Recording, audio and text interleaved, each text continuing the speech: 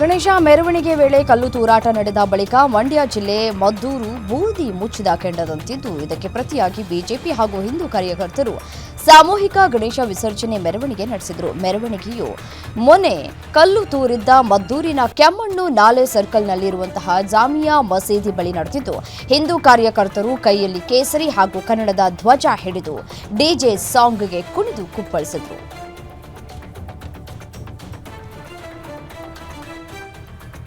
ಮದ್ದೂರಿನಲ್ಲಿ ಹಿಂದೂಗಳ ಮೇಲೆ ದೌರ್ಜನ್ಯ ಹಿನ್ನೆಲೆ ಇಂದು ಮದ್ದೂರಿಗೆ ಹಿಂದೂ ಫೈರ್ ಬ್ರ್ಯಾಂಡ್ ಯತ್ನಾಳ್ ಭೇಟಿಯನ್ನ ನೀಡಲಿದ್ದಾರೆ. ಇಂದು ಸಂಜೆ 4:30ಕ್ಕೆ ಮದ್ದೂರಿನ ಚೆನ್ನೇಗೌಡ ಬಡಾವಣೆಗೆ ತೆರಳಿ ಗಲಭೆ ವೇಳೆ ಗಾಯಗೊಂಡ ಅಜಯ್ ಮನೆಗೆ ತೆರಳಿ ಸಾಂತ್ವನವನ್ನ ಹೇಳಲಿದ್ದಾರೆ. ಈ ಕುರಿತು ಫೇಸ್ಬುಕ್ನಲ್ಲಿ ಶಾಸಕ ಯತ್ನಾಳ್ ಮಾಹಿತಿಯನ್ನು ಹಂಚಿಕೊಂಡಿದ್ದಾರೆ.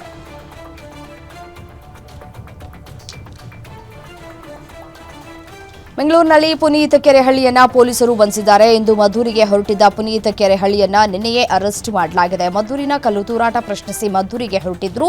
ಈ ವೇಳೆ ಪ್ರಚೋದನಕಾರಿ ಭಾಷಣ ಮಾಡ್ತಾರೆ ಅನ್ನೋ ಹಿನ್ನೆಲೆ ಕಾನೂನು ಸುವ್ಯವಸ್ಥೆ ಹಿತದೃಷ್ಟಿಯಿಂದ ಅರೆಸ್ಟ್ ಮಾಡಲಾಗಿದೆ. ಪೊಲೀಸರ ಈ ನಡೆಗೆ ಪುನೀತ್ ಕೆರೆಹಳ್ಳಿ ಆಕ್ಷೇಪವನ್ನು ವ್ಯಕ್ತಪಡಿಸಿದ್ದಾರೆ.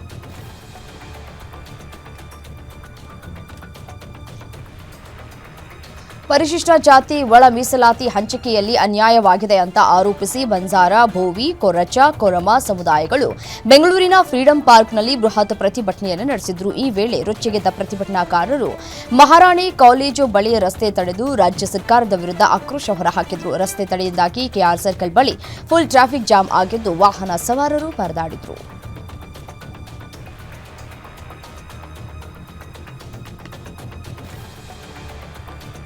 ಅಕ್ರಮ ಹಣ ವರ್ಗಾವಣೆ ಆರೋಪದ ಅಡಿ ಬಂಧನಕ್ಕೆ ಒಳಗಾಗಿರುವ ಕಾಂಗ್ರೆಸ್ನ ಶಾಸಕ ಸತೀಶ್ ಸೈಲ್ರನ್ನ 2 ದಿನ ಇಡಿ ಕಸ್ಟಡಿಗೆ ನೀಡಿ ಜನಪ್ರತಿನಿಧಿಗಳ ನ್ಯಾಯಾಲಯ ಆದೇಶವನ್ನು ಹೊರಡಿಸಿದೆ. ಮಧ್ಯಂತರ ಜಾಮೀನು ನೀಡುವಂತೆ ಸೈಲ್ ಪರ ವಕೀಲರು ಅರ್ಜಿ ಸಲ್ಲಿಸಿದ್ದು, ಅನಾರೋಗ್ಯದ ಹಿನ್ನೆಲೆ ಜಾಮೀನು ನೀಡಲು ಮನವಿಯನ್ನ ಮಾಡಿದರು. ಪ್ರಕರಣದ ವಿಚಾರಣೆ ನಡೆಸಿದ ನ್ಯಾಯಮೂರ್ತಿಗಳಾದ ಸಂತೋಷ್ ಗಜಾನನ ಭಟ್ ಸತೀಶ್ ಸೈಲ್ರನ್ನ 2 ದಿನ ಇಡಿ ಕಸ್ಟಡಿಗೆ ಒಪ್ಪಿಸಿ ಆದೇಶವನ್ನು ನೀಡಿದ್ದಾರೆ.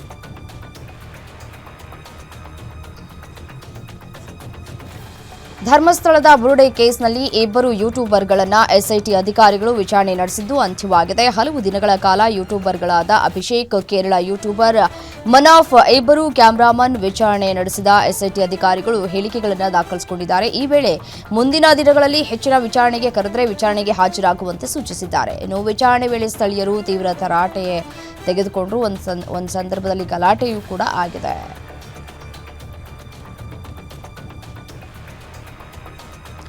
ಈದ್ ಮಿಲಾದ್ ಹಿನ್ನೆಲೆ ಬಾಗಲಕೋಟೆಯ ಪಂಕಾ ಮಸೀದಿ ಬಳಿಯ ಕಟೌಟ್ನಲ್ಲಿ ಹಮಾಸ್ ಸೈನಿಕನ ಭಾವಚಿತ್ರ ಬಳಸಿ ಉದ್ದಟತನ ತೋರಿದ್ದಾರೆ.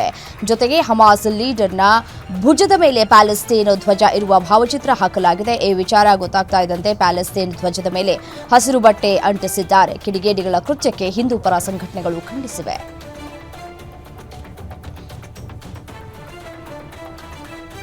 ಔರಾದ್ ಶಾಸಕ ಪ್ರಭು ಚೌಹಾಣ್ಗೆ ಅಶ್ಲೀಲ ಫೋಟೋ ಕಳುಹಿಸಿ ಹಣಕ್ಕೆ ಬೇಡಿಕೆ ಇಟ್ಟಿರುವ ಆರೋಪ ಕೇಳಿಬಂದಿದೆ. ಶಾಸಕ ಪ್ರಭು ಚೌಹಾಣ್ ಯುವತಿಗೆ ಚುಂಬಿಸುವ ಎಡಿಟೆಡ್ ಫೋಟೋ ಕಳುಹಿಸಿ ಹಣಕ್ಕೆ ಬೇಡಿಕೆಯನ್ನ ಇಟ್ಟಿದ್ರು. ಅಪರಿಚಿತ ವ್ಯಕ್ತಿಯಿಂದ ಶಾಸಕರ ವಾಟ್ಸ್ಆಪ್ ಸಂಖ್ಯೆಗೆ ಸಂದೇಶ ಕಳುಹಿಸಿ 30,000 ಹಣದ ಬೇಡಿಕೆಯನ್ನ ಇಟ್ಟಿದ್ರು. ಹಣ ಹಾಕದಿದ್ರೆ ವಿಡಿಯೋ ಶೇರ್ ಮಾಡುವೆ ಅಂತ ಬೆದರಿಕೆಯನ್ನ ಹಾಕಲಾಗಿತ್ತು. ಈ ಕುರಿತು ಶಾಸಕ ಪ್ರಭು ಚೌಹಾಣ್ ಸಂಬಂಧಿ ಮುರಳೀಧರ ನೀಡಿದ ದೂರಿನ ಮೇರೆಗೆ ಕೇಸ್ ದಾಖಲಾಗಿದೆ.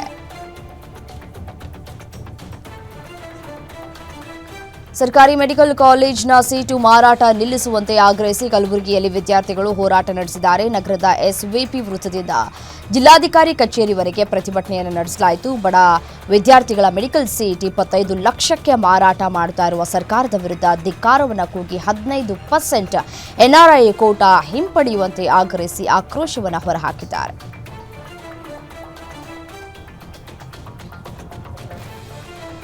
ಕಂದಾಯ ಸಚಿವ ಕೃಷ್ಣ ಬೈರೇಗೌಡ ಸ್ವಕ್ಷೇತ್ರದಲ್ಲಿ ಸರ್ಕಾರಿ ಭೂಮಿ ಒತ್ತುವರಿ ಆರೋಪ ಕೇಳಿಬಂದಿದೆ. ಯಲಹಂಕ ತಾಲೂಕು ಕಚೇರಿ ಮುಂದೆ ತಮೇಶ್ ಗೌಡ ನೇತೃತ್ವದಲ್ಲಿ ಪ್ರತಿಭಟನೆ ನಡೆಸಿದ್ದಾರೆ. ಸ್ಮಶಾನ ಮತ್ತು ಸರ್ಕಾರಿ ಜಮೀನು ಒತ್ತುವರಿ ಆಗಿದೆ ಅಂತ ಆರೋಪಿಸಿದ್ದಾರೆ. ಸುಮಾರು 10 ಎಕರೆಗಿಂತ ಹೆಚ್ಚಿನ ಸರ್ಕಾರಿ ಜಮೀನು ಒತ್ತುವರಿಯಾಗಿದ್ದು, ಕೋಟ್ಯಾಂತರ ರೂಪಾಯಿ ಮೌಲ್ಯದ ಸರ್ಕಾರಿ ಜಮೀನು ಉಳಿಸುವುದಕ್ಕೆ ಅಧಿಕಾರಿಗಳು ಮೀನಾಮೇಷ ಎಣಿಸ್ತಾ ಇದ್ದಾರೆ. ಒತ್ತುವರಿ ತೆರವುಗೊಳಿಸದಿದ್ದರೆ ಸಚಿವರ ಮನೆಗೆ ಮುತ್ತಿಗೆ ಹಾಕುವುದಾಗಿ ಎಚ್ಚರಿಕೆಯನ್ನು ನೀಡಿದ್ದಾರೆ.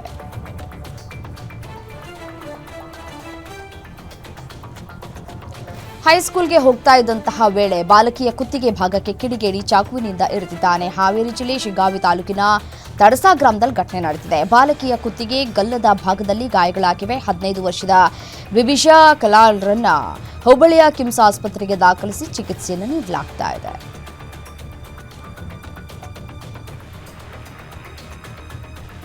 ಹತ್ತಾರು ಕೋತಿಗಳಿಗೆ ವೃದ್ಧೆ ತಾಯಿಯಾದ ಅಪರೂಪದ ಘಟನೆ ನೆಲಮಂಗಲದಲ್ಲಿ ನಡೆದಿದೆ. ಹೆತ್ತ ಮಕ್ಕಳಂತೆ ಸಾಕಿ ಸಲಹುತ್ತಾ ಇರುವಂತಹ ದ್ರಾಕ್ಷಾಯಣಮ್ಮ ದಿನನಿತ್ಯ ಊಟ ಕೊಟ್ಟು ಕೋತಿಗಳಿಗೆ ಪ್ರೀತಿಯನ್ನ ತೋರಿಸ್ತಾ ಇದ್ದಾರೆ. ತಮ್ಮ ಚಿಕ್ಕ ಅಂಗಡಿಯಲ್ಲಿ ಬರುವಂತಹ ಹಣವನ್ನು ಕೋತಿಗಳಿಗೆ ಮೀಸಲಿಟ್ಟು ತಬ್ಬಲಿ ಕೋತಿ ಮರಿಗಳಿಗೆ ಆಸರೆಯಾಗಿದ್ದಾರೆ. ವೃದ್ಧೆಯ ಕೋತಿ ಪ್ರೀತಿಗೆ ಸ್ಥಳೀಯರು ಮೆಚ್ಚುಗೆಯನ್ನು ವ್ಯಕ್ತಪಡಿಸಿದ್ದಾರೆ.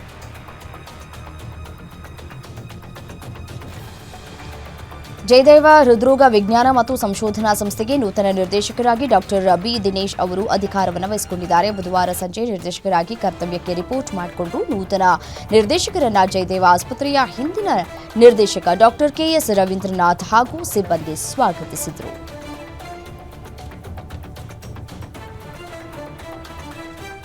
ಸಿಲಿಕಾನ್ ಸಿಟಿಯಲ್ಲಿ 3 ದಿನಗಳ ನೀರು ಸರಬರಾಜು ವ್ಯತ್ಯಯ ಆಗಲಿದೆ. ಜಲಮಂಡಳಿ ತುರ್ತು ನಿರ್ವಹಣಾ ಕಾಮಗಾರಿ ಕೈಗೊಂಡಿರುವ ಹಿನ್ನೆಲೆ ನೀರು ಸರಬರಾಜಿನಲ್ಲಿ ವ್ಯತ್ಯಯ ಆಗುವ ಸಾಧ್ಯತೆ ಇದೆ. ಕಾವೇರಿ ನೀರಿನ ಜಲರೇಚಕ ಯಂತ್ರಾಗಾರಗಳನ್ನು ಸೆಪ್ಟೆಂಬರ್ 15, 16 ಮತ್ತು ಸೆಪ್ಟೆಂಬರ್ 17ರಂದು ಸ್ಥಗಿತಗೊಳಿಸಲಾಗ್ತಾ ಇದೆ. ಇವುಗಳ ಸ್ಥಗಿತದಿಂದ ಕಾವೇರಿ ನೀರು ಸರಬರಾಜಿನಲ್ಲಿ ವ್ಯತ್ಯಯ ಉಂಟಾಗಲಿದೆ.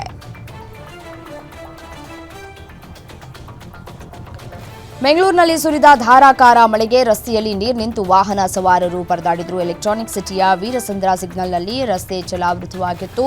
ಹೆದ್ದಾರಿಯಲ್ಲಿ 4-5 ಅಡಿಗಳಷ್ಟು ನೀರು ನಿಂತ ಹಿನ್ನೆಲೆಯಲ್ಲಿ ವಾಹನಗಳು ಸಂಚರಿಸುವುದಕ್ಕೆ ಸಾಧ್ಯವಾಗದೆ ಕಿಲೋಮೀಟರ್ ಗಟ್ಟಲೆ ಟ್ರಾಫಿಕ್ ಜಾಮ್ ಉಂಟಾಗಿತ್ತು. ಹೆಬ್ಬಾಳ, ಮಲ್ಲೇಶ್ವರಂ, ಯಶವಂತಪುರ, ಶಿವಾಜಿನಗರ, ಶಾಂತಿನಗರ, ಕೆಆರ್ ಮಾರ್ಕೆಟ್ ಸೇರಿದಂತೆ ಹಲವೆಡೆ ಮಳೆಯಾಗಿದೆ.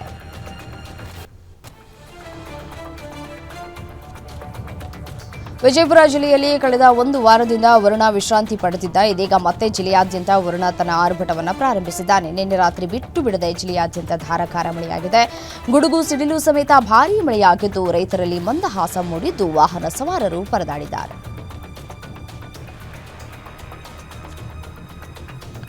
ಕಲಬುರಗಿ ನಗರದಾದ್ಯಂತ ಮಳೆಯ ಅಬ್ಬರ ಮುಂದುವರೆದಿದ್ದು ಭಾರೀ ಮಳೆ, ಧಾರಾಕಾರ ಮಳೆಗೆ ವಾಹನ ಸವಾರರು ಕಂಗಾಲಾಗಿದ್ದಾರೆ. ಅಲ್ಲಲ್ಲಿ ರಸ್ತೆಯ ಮೇಲೆ ನಿಂತಿರುವ ನೀರಿಗೆ ಜನರು ಪರದಾಟವನ್ನು ಪಡುವಂತಾಗಿದೆ. ಧಾರಾಕಾರ ಮಳೆಯಿಂದ ಮತ್ತಷ್ಟು ಬೆಳೆ ಹಾನಿಯಾಗುವ ಆತಂಕದಲ್ಲಿದ್ದು ಭಾರೀ ಮಳೆಯಿಂದ ಕಲಬುರಗಿ ಜನರು ಹೈರಾಣರಾಗಿದ್ದಾರೆ.